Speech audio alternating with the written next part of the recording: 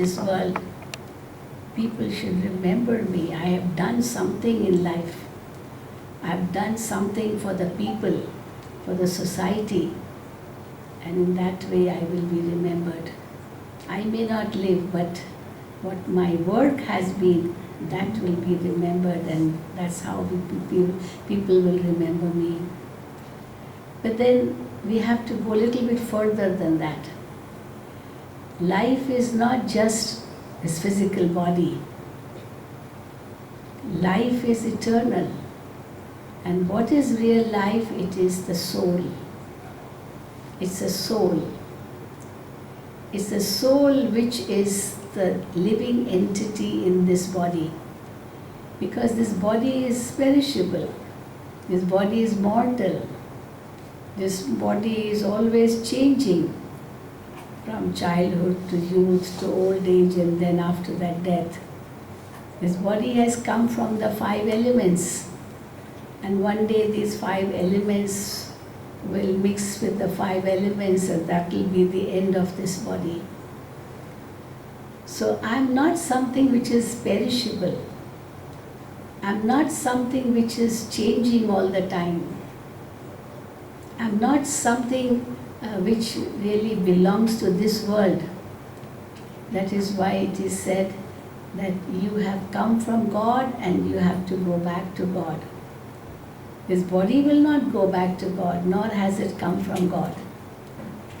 But who has come from God and who will go back to God is definitely the soul. And that's truly me. And therefore the need of this topic, self-realization for the true life or valuable life. And when there is self-realization, there is then definitely God realization. We cannot realize God till we have realized the self. And if we have not realized this true self, then we have not realized what true life is. So what is self-realization? It definitely means that I am not really aware of the self. Physically, we are very much aware of ourselves. I know my name, I know my occupation, I know my family, I know my home, everything I know. But then do I really know myself?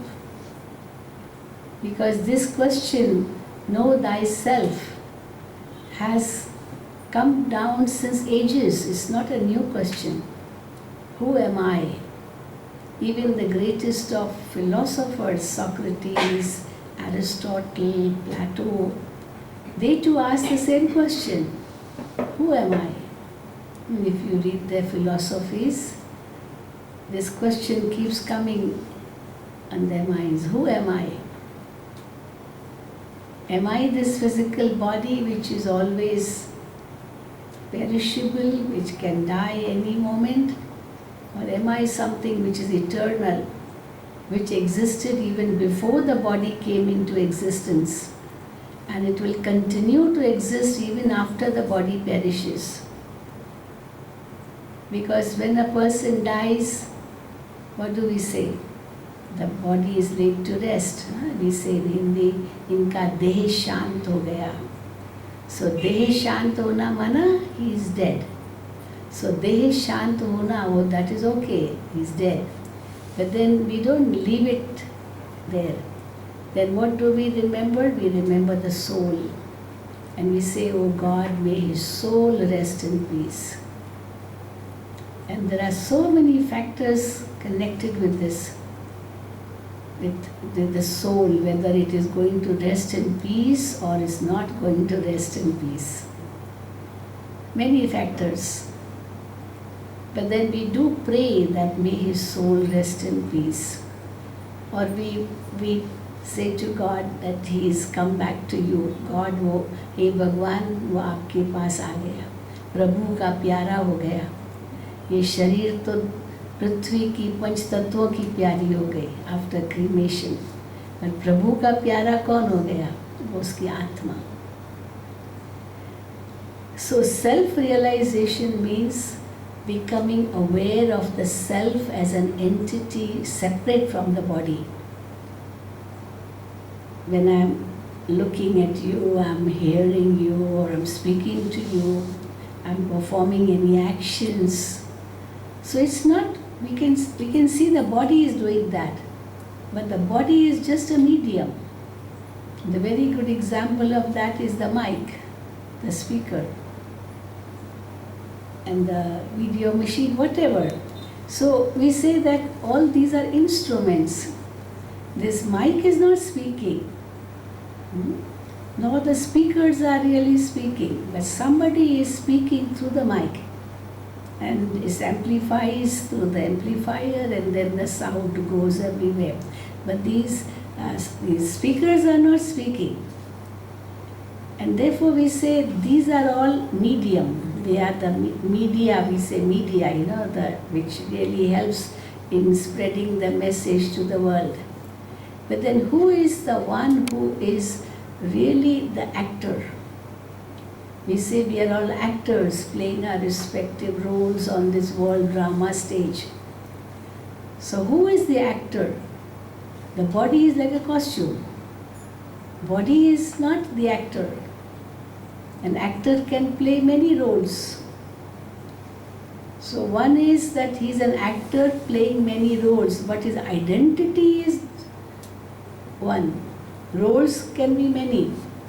There was a time when Amitabh Bachchan, he played so many roles in so many films. In the morning he used to shoot for Coolie, and in the evening he used to shoot for Raja. Evening he was a king and morning he was a coolie. So becoming a coolie or becoming a king, well, that's all a role. But his identity was always the same, whether the role which he played was one or the other.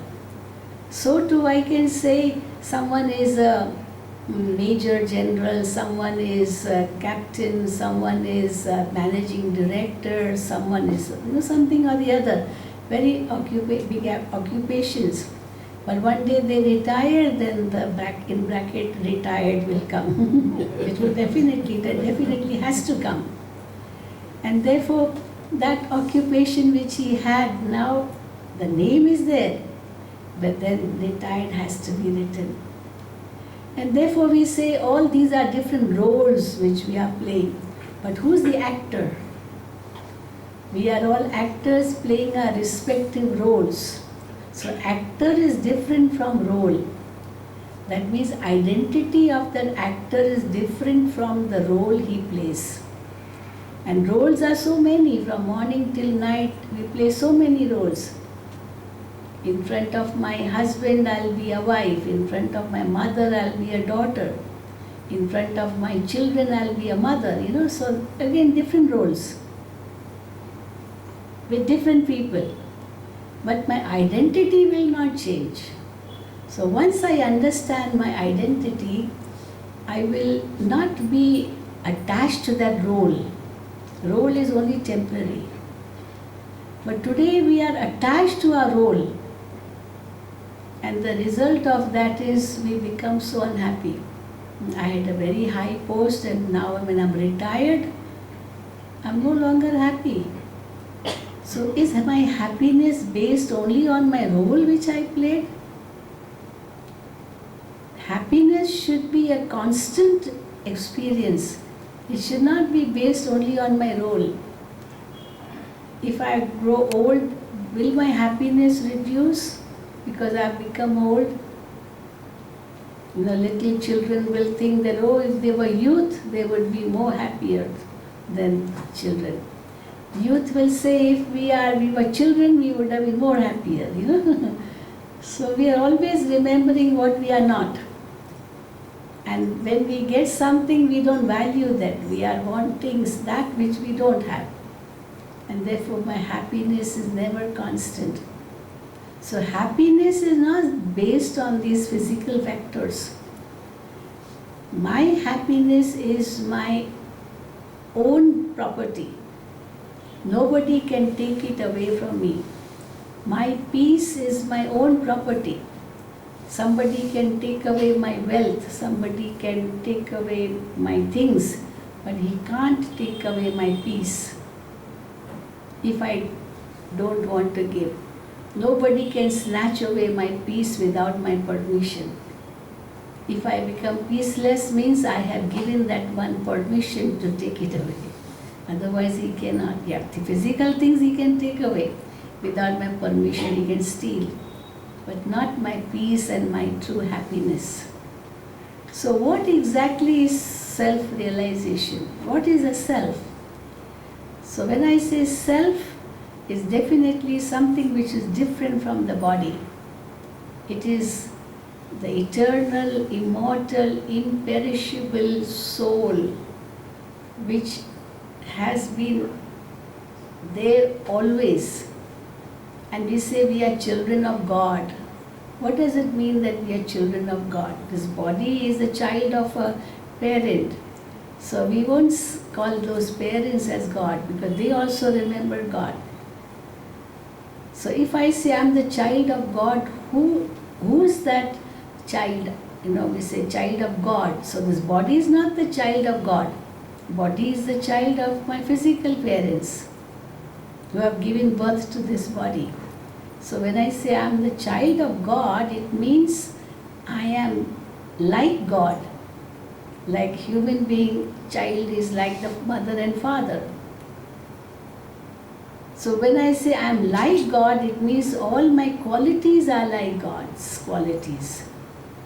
When I remember God as ocean of peace, which means that if my father is ocean of peace, then I am also a peaceful being. If someone's father is a king, then this child is a prince. He can't be a pauper. He's a prince. His father is a king. So if I am the child of God, then my father is the ocean of peace, then I am not a peaceless being. My father is the ocean of happiness, then I am not an unhappy being. So when I say human being, it again consists of two words, human and being. Human is this physical form, and the word human comes from the word humus. Humus means soil, mitti. Humus. So ये शरीर मिट्टी है, ये मिट्टी में मिल जाएगा, तो human, humus. But the being part is the spiritual part. So I am not that physical entity having a spiritual being in me, but I am that spiritual being who has entered this physical body. Big difference. What is in what? So I am that spiritual being in this physical body. Not that I am this physical body having a spiritual being in me. And this physical body, although you may say I, but again, for all the parts of the physical body, you will never say I. When you say about the eyes, you won't say I eyes, or I nose, or I ears, I hands. What do you say? My hands, mine. So when something is mine, it means it's not me. Big difference between I and mine. What is mine is separate from me. So whenever I say anything about the body, I'll always use the word mine. Sometimes I'll say my whole body is aching. Now who is having that experience of the body aching? The body itself can't experience the ache, the pain. So there is something which is different from the body which is experiencing the pain of the body. You say my body is paining. You must say I body is paining.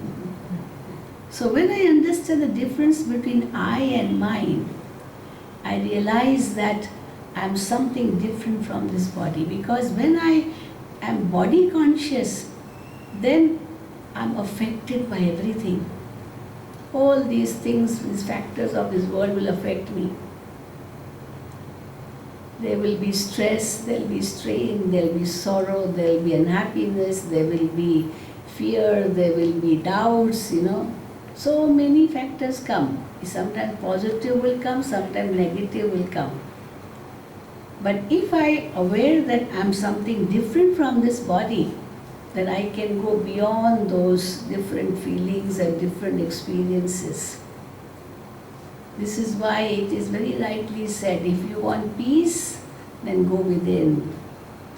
If you want happiness, go within.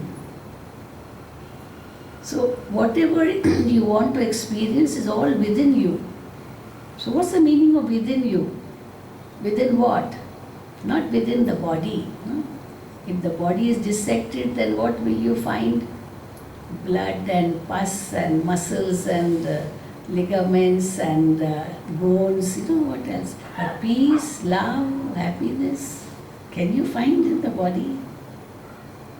Definitely not. And therefore when I say, if I say it's not in the body, then in what is it? It is in the soul. So when I say I want peace, that means I am not really soul conscious, because if I am soul conscious, I will not ask for peace, because peace is my nature. Everything has its own nature, You will see in matter too, everything has its own nature. What is the nature of water? The nature of water is coolness.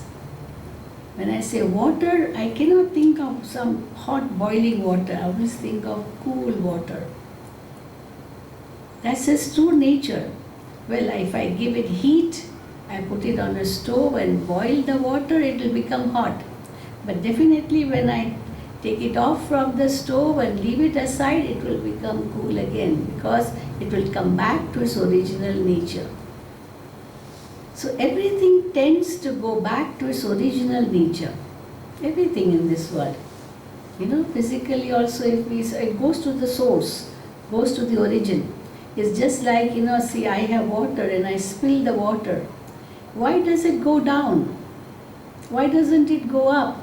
You say, well, gravitational pull and all those scientific words. But if you think of it in a spiritual way, why does the water go down? Because the source of water is the sea. The sea. So where will the water go? It will go back to the sea. We light a matchstick, the flame will go upwards. Why does it go upwards? Why not downwards? Because the source of the flame is the sun. That's the source. So it goes back to its origin. It goes back to its source. The 5 elements of the body, they are made up. This body is made up of 5 elements. So this body has to go back to the 5 elements ultimately after the cycle. Everything. Whether you cremate the body or bury the body, or Parsis, they just leave it on a what do you call well, something, whatever. Each one has his own ways of destroying the body. So whatever is it, but the aim is that it should go back to the 5 elements. So where should the soul go? The soul will go back to its origin, and that is God. So when I understand this, I realize that I'm not this physical body. But how to be aware of that?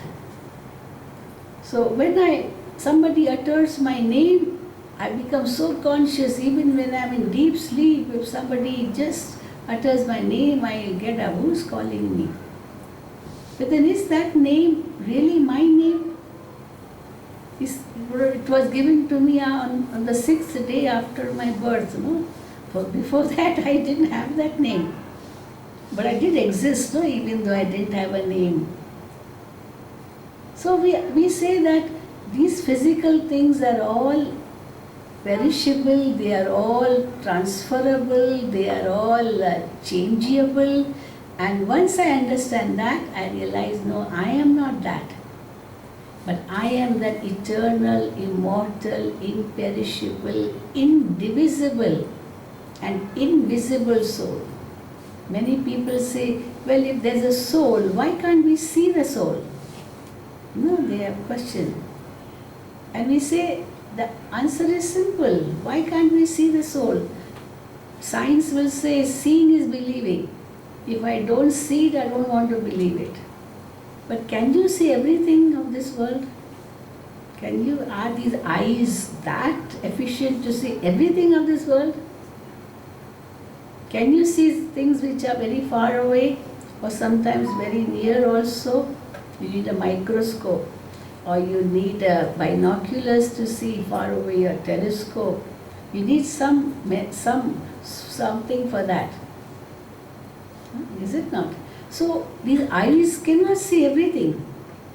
And these eyes, can you see sound? You cannot see sound. It's an energy. So when I say soul, it's an energy. And why we can't see this energy?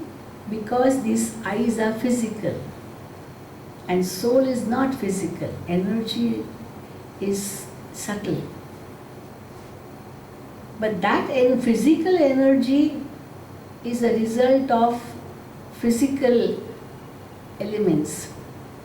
We say that energy or matter is eternal. Matter can change its form from one to the other, but total sum remains the same. Matter can convert into energy, but again that is physical energy. So just as that physical energy is constant, spiritual energy is also eternal. But why is it not visible to these physical eyes? Because these physical eyes can see only that which is physical, even if it can see. And soul is not physical. Soul is metaphysical. So how can something which is metaphysical be seen with physical eyes? And that's why you can't see the soul. But you can't say that you don't want to believe if you can't see it. But so once I've understood that I'm an entity separate from the body, then I realize that I'm the master of my body. These physical senses are actually my servers. They have to serve according to my directions.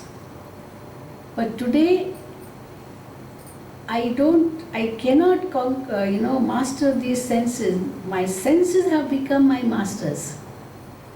We talk about the 5 senses, the sense of touch, the sense of sight, the sense of hearing, the sense of smell, the sense of taste.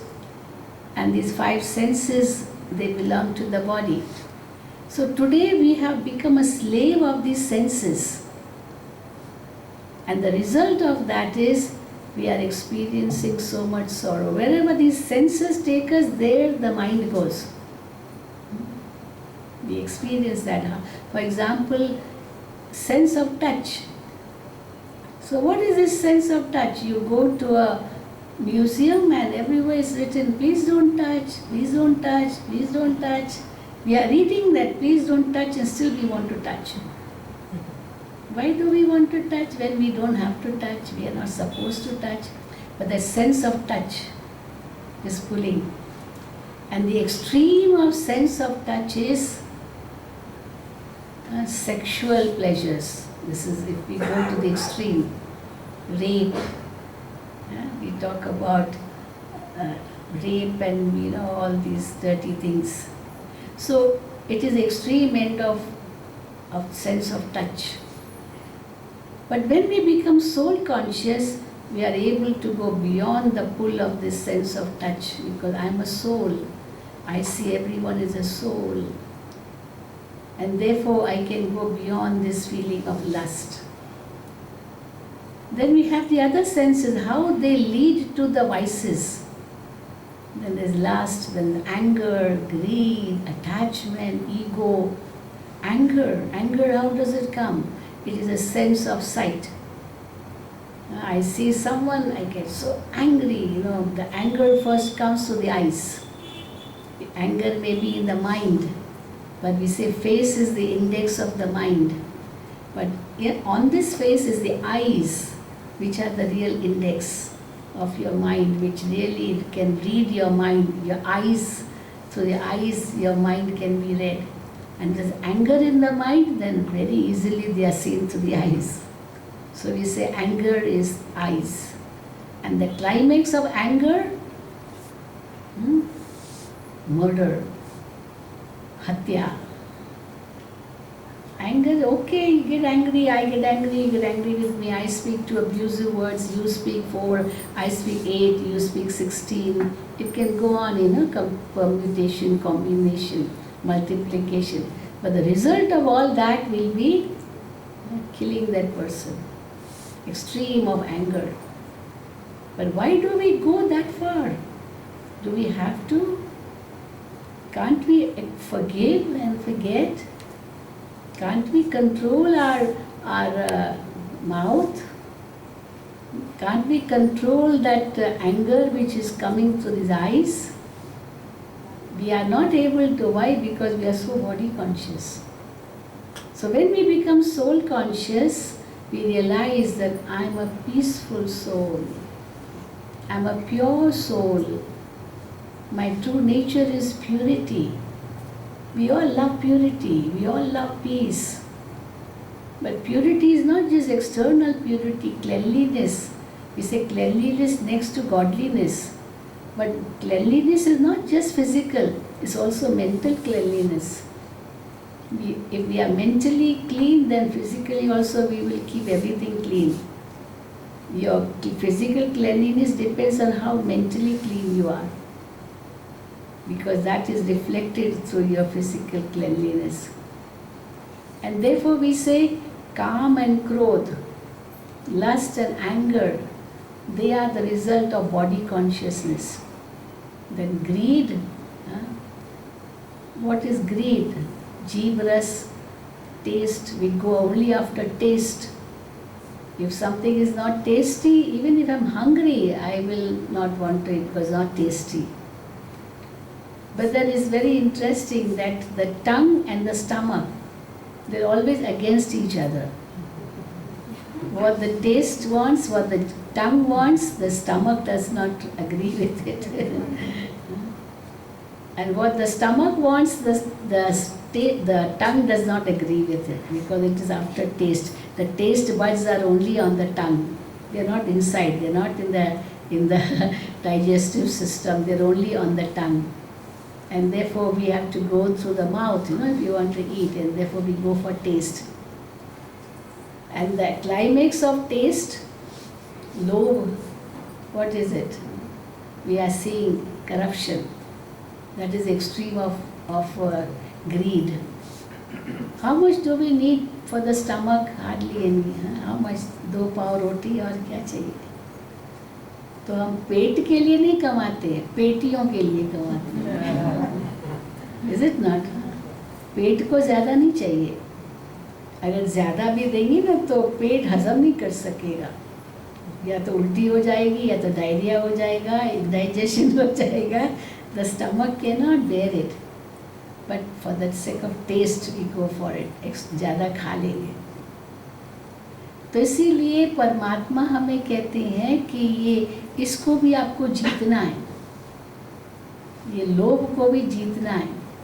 मुझे कितना चाहिए? Then we go to the spiritual feelings that when I came in this world, what did I bring with me? What did I bring with me? Nothing physical of this world. And when I go, I will not take anything of this physical world. Then what is it after?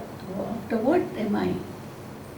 Yes, when I came, what did I bring with me? I brought my fortune, my fate with me. एक बच्चा पैदा होता है तो क्या कहते हैं? बच्चा अपना भाग्य लेकर के आया है, बस भाग्य लेकर आया है. और जब कोई व्यक्ति मरता है तो क्या कहते हैं?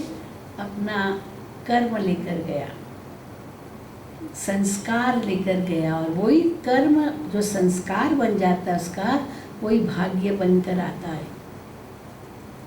So this is a cycle. So that's what we take, and what's that we come with. So if that is really important in life, am I really paying attention to that? Or I'm paying attention to all that which I never brought with me, nor am I going to leave, I'm going to take with me. So this is the irony of life. So if I really want to understand life truly, I have to understand that what has come with me and what will go back with me. So when somebody is asked what is the aim of life, what will you say? Like my aim is just eat, drink and be merry. Is that the aim of life? My aim is to just accumulate as much money as possible, build as many houses as possible, get as many cars as possible. Is that the aim? When I know I'm not going to take anything with me. So my aim of life is not that.